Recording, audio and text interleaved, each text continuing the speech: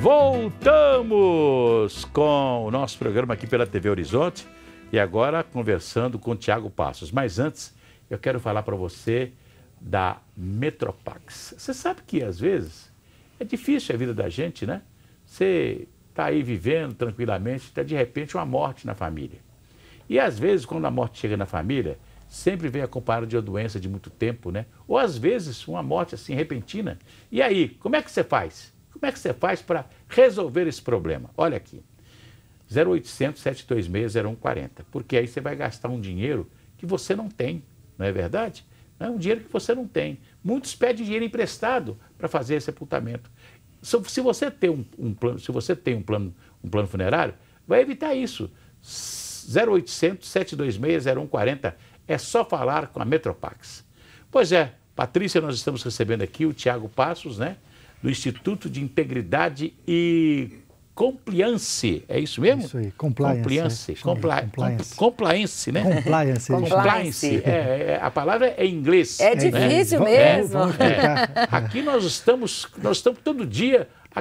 Tá difícil de você falar português no Brasil, porque toda hora tem uma palavra em inglês que você às vezes nunca viu. Mas é isso aí, né? O pessoal acha bonito, que é uma moda, pô, alguma coisa em inglês, né? É até bom que ele já explica o que é, Vou né? explicar, assim, o compliance, na verdade, surgiu na década de 70, mais ou menos, com uma lei norte-americana chamada FCPA, que era uma lei que combatia a corrupção transnacional. Na verdade, o pagamento de propinas a funcionários e agentes, na verdade, de governos estrangeiros que faziam negócio com os Estados Unidos. Então, chegou ao Brasil, em 2013, na lei anticorrupção, essa palavra compliance, que significa estar em conformidade, estar de acordo com leis, regras e qualquer tipo de norma. Integridade, não é mesmo? E aí a gente trouxe para o Brasil o programa de integridade, na lei 12.846, era uma investigação norte-americana dos seus funcionários e empresas que compravam pessoas em outros países, naturalmente. Né? Exato. Né? Aliás, tem um fato muito importante de uma empresa aqui mineira, né? E o cara fez uma compra de um produto, né? E oficialmente a empresa dava uma propina.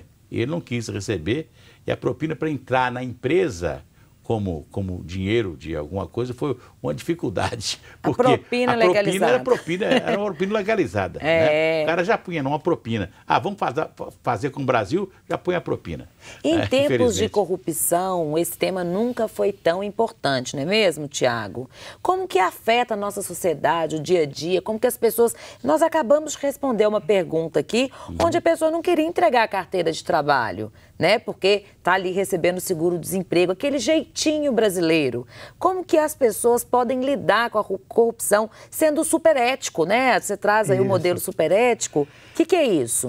É verdade, Patrícia. O primeiro passo para isso é entender o que é a ideia de corrupção, né? Que é o ato de corromper alguém ou algo para obter vantagem por meio de questões ilícitas ou então ilegais. Vantagem devida. Vantagens indevidas. Então, quer dizer, do latim, o corruptus é o ato de se quebrar, você se despedaça do seu conceito ético.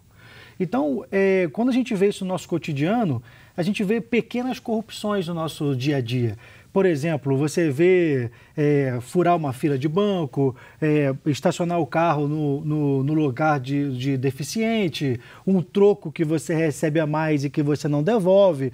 Então, andar pelo acostamento numa estrada achando que está levando vantagem. Exato. Então, quando você usou o exemplo da vantagem, então, nesse cotidiano... assim, a gente vê, por exemplo, inclusive no Instituto Integridade, onde eu trabalho, a gente vê alguns efeitos científicos em relação a isso. Por exemplo, quando você tem um ônibus cheio voltando do trabalho, aí aparece um idoso e uma grávida. Simplesmente o fato de aparecer um idoso e uma grávida dá sono para todo mundo. Todo mundo está dormindo. Todo mundo está dormindo. Ninguém quer ceder o seu espaço. É uma coisa impressionante, É verdade, né? É verdade. Você sabe que aconteceu isso comigo uma certa vez? Na minha terceira gestação, assim, eu estava com 6 meses. E aí no aeroporto tem o ônibus, né, que leva e tal. E eu entrei ali, aquele barrigão, porque meus meninos nunca pareciam que ficavam deitados, assim, posição fetal. Eles pareciam que ficavam assim, né, na horizontal. E aí o senhor foi dormir. E aí eu peguei e falei, né, como assim? Ele falou, não, nem adianta, que eu não vou levantar para você. Minha avó Amanda, ela chegava e falou assim, levanta daí, eu sou mais velha, por favor. Ela falava? Pois então, gente, mas isso é cultural também, né? É uma questão de educação. Mas escuta aqui, nós estamos vivendo um problema agora que é originário de tanta corrupção que nós vivemos no país há pouco tempo, né? O presidente do Supremo, o ministro Dias Toffoli, foi citado lá atrás, numa investigação, quando o Marcelo Odebrecht teria dito, foi com um amigo do meu pai. Quem é o amigo do seu pai? O Dias Toffoli, né? Ele foi citado. Não falou mais nada, só que ele era amigo do meu pai. Mas é uma investigação da Odebrecht. E quando se fala em Odebrecht no país, a gente sabe que são investigações que vão mexer justamente com o mais grosso da corrupção do país. O que é? É o medo do ministro de ser investigado e já de antemão, ou seja, antes de me atacarem, eu ataco primeiro? Assim, essa investigação já vem de um processo de delação premiada do Marcelo Odebrecht, né? Filho do Emílio Odebrecht, que era o dono da empreiteira. E o que aconteceu de fato é que, a partir do momento em que o nome dele foi citado em relação a essa investigação, a essa delação premiada, culminou com uma tentativa, digamos assim, de defesa do STF sobre o nome do STF, que já há bastante tempo vem se colocado aí como atirar pedras. Os ministros têm sido, naturalmente, incomodados, né? Em aviões, aeroportos, em outro país, como é o caso do Gilmar Mendes lá em Portugal, e etc. Então, eles já estavam querendo tomar uma decisão de alguma coisa que pudesse defendê-los, né? Aliás, eu gosto de dizer o seguinte, né? O país de uns tempos para cá, gente, rede social mudou tudo. Tá aqui, então, agora todo mundo tem voz. Todo mundo tem voz e tem vez, né? Como o Renato, por exemplo, participando com a gente. Ele que é do bairro Sagrada Família, obrigada pela sua audiência. Ele está falando, Patrícia, muito difícil ser honesto hoje. Honestidade tornou-se sinônimo de ser bobo. É a opinião do Renato. Você concorda com ele, ô Tiago? Eu acredito que é um longo caminho, Renato. A gente tem que batalhar isso no nosso cotidiano, todo dia. O que é ser ético, né? Tem vários filósofos sobre isso. O ser ético é você reconhecer o caminho do erro.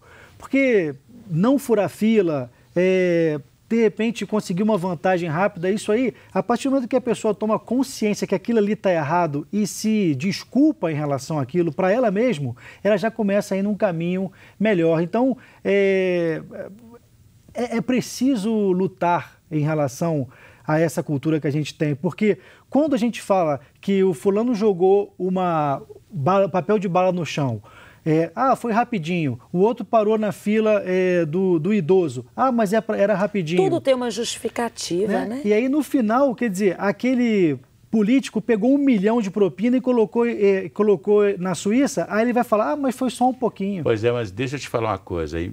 Em 1936, Francisco Matoso, um compositor pianista, né, fez uma música que foi sucesso do carnaval com a Aurora Miranda. Onde está o dinheiro? O gato comeu, o gato comeu. Conhece essa música? Eu conheço. Onde está o dinheiro? O gato comeu, o gato comeu. Foi pro estrangeiro. Virou sucesso. De 36, né? Antes, em 33, o Noel Rosa já tinha feito. Onde está a honestidade? Né? Você tem casa, carro naquela época, era um absurdo ter um carro, né? Então, onde está a honestidade? Com qual dinheiro que você tem tudo isso, né? Quer dizer, essa corrupção é velha, né? Só que tem que agora... Ficou mais fácil de investigá-la, não é isso? Exato, ficou mais fácil investigá-la e também, você falou, teve também a lei do Gerson, né? Do jeitinho brasileiro, na década de 70. Não, todo mundo gosta que quer levar vantagem, né?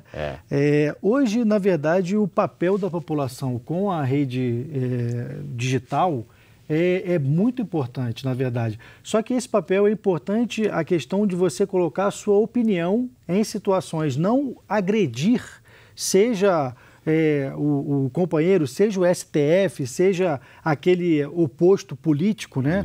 Agredir a honra. A gente não pode utilizar a rede social como uma forma de agressão, mas sim como forma de expressar aquilo que a gente... Tem pessoas que agridem, né? Infelizmente tem pessoas que agridem. É porque também na rede social as pessoas se acham muito juízes, né? Já que a rede social é minha, e eu escrevo o que eu quero, eu falo o que eu quero. E tem a questão do direito à privacidade aí também, né? Aconteceu, infelizmente aconteceu agora recentemente o caso do Gentili, né? Lá em São Paulo. Mas teve eu não sei quem, se foi o Rui Barbosa, que disse que um dia o homem teria vergonha de ser honesto, não é verdade? No Brasil. Ele tem uma frase dele disso, exatamente. Ó, a Renata está participando aqui, a Ciranta, ela mandou até um bonequinho, está lá no bairro Luxemburgo, obrigada pela sua audiência. Ela está falando o seguinte, que a corrupção nada mais é do que um furúnculo, ela está comparando, que agora não para de sair pus. Parece que é assim mesmo. É isso mesmo. Que comparação. Eu acho não gostei não, Renata, está na hora do almoço. Eu acho fantástico quando as pessoas participam, né, e trazem a sua opinião. E dá um exemplo como esse aí, né? Isso é muito bom.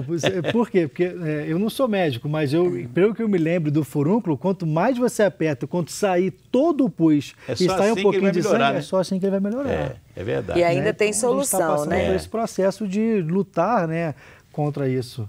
E eu fico impressionado, você no serviço público hoje, você fazer uma compra, tanto papel, tanta coisa e tal, e no fundo, né? Tá aí um problema que aconteceu na CEMIG há uns anos atrás, né?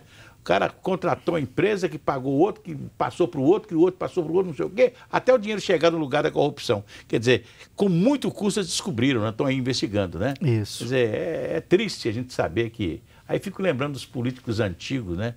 Das pessoas que morreram pobres, tiveram participação nas coisas do país importantíssimas, né? Israel Pinheiro foi o construtor de Brasília. Construtor de Brasília, era o homem que chefiou a nova CAP. O que ele teve? Nenhuma casa em Brasília teve. Não tinha dinheiro, não né? Tinha dinheiro. Ou melhor, tinha uma vida condizente com aquilo que ganhava. Para ter uma casa, ele saiu do governo de Minas. Seu trabalho, ele honrava o seu trabalho, não utilizava o seu trabalho com conflito de interesse. Saiu do governo de Minas comprando uma casa pelo sistema financeiro de habitação. A casa se quitou com a morte dele logo depois. Olha, hoje isso não acontece, né? Verdade. Tem participação aqui também da Lara. Ela está falando lá do Eldorado, e ela está te parabenizando. E ela falou assim, gente, precisamos de acreditar que ainda tem jeito. Mas ela está fazendo uma crítica aqui com relação aos ministros. De acordo com a Lara, o ministro, gente... o Dias Toffoli. Um absurdo ele envolver polícia, apuração de processos e a censura de sites também. Isso também está acontecendo muito, né? Porque eles vão querer investigar e depois julgar, né? Quer dizer, quem vai julgar e investigou não tem isenção para fazê-lo. No sistema penal brasileiro, acusatório, na verdade, tem a questão intransponível da segregação de função. Né? Quem, na verdade, denuncia não é aquele que julga, que defende e também não é aquele que julga. Então tem essas três separações. Para isso nós temos quem acusa e quem defende, né? Isso, por exemplo, um que decide. Isso, por exemplo, assim, é uma das grandes vitórias que a gente tem na nossa Constituição de 88. Né? Antes disso não era assim. Então quer dizer que também está em voga, né, a questão da manutenção da Constituição. Nós tivemos, eu sempre falo que a Constituição foi maravilhosa para as pessoas honestas, para as pessoas que não serem investigadas e etc. Só que facilitou muito também os bandidos, né? O bandido ficou com uma Constituição muito cidadã, né? Então as pessoas querem muito aí os seus direitos, mas deveres ninguém quer, não é mesmo? É verdade. Tem uma pergunta interessante aqui do Wagner, ele é lá da Cidade Nova, ele pergunta para o Tiago, como posso utilizar as ferramentas do Instituto Integridade no meu trabalho? Muito boa pergunta, responde para ele, Tiago. Olha... Wagner, a questão do programa de integridade que está disposto na Lei 12.846, 2013, ela fala justamente da existência de mecanismos de combate a situações ilícitas, a situações antiéticas. Então, uma das ferramentas, por exemplo, no seu ambiente de trabalho, é saber se a sua empresa ela tem um canal de denúncias, por exemplo, que garanta o seu anonimato, que garanta a possibilidade de você fazer uma denúncia com independência sobre uma situação que está acontecendo. Então, quer dizer, isso está, por exemplo, previsto em lei. Outra situação é a existência de um código de conduta, um código de ética, onde defina quais são os padrões, aquilo que não deve ser feito. Outra ferramenta, por exemplo, de um programa de integridade. Outras ferramentas, por exemplo, são treinamentos. O que é corrupção? Como que eu posso me portar?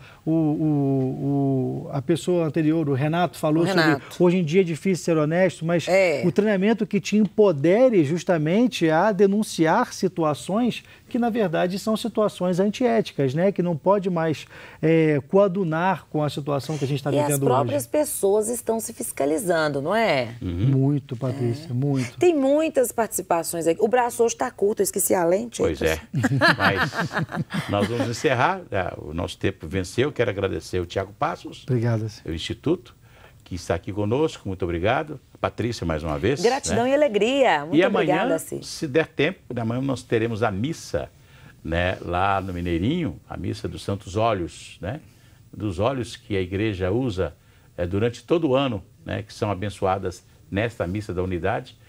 E a gente não sabe se vai ter programa, mas se tiver, nós teremos ainda um pouquinho de programa amanhã. Ou se não, na sexta-feira, estaremos aqui, Sexta-feira da Paixão, com um programa muito bonito para vocês. Um abraço e até amanhã.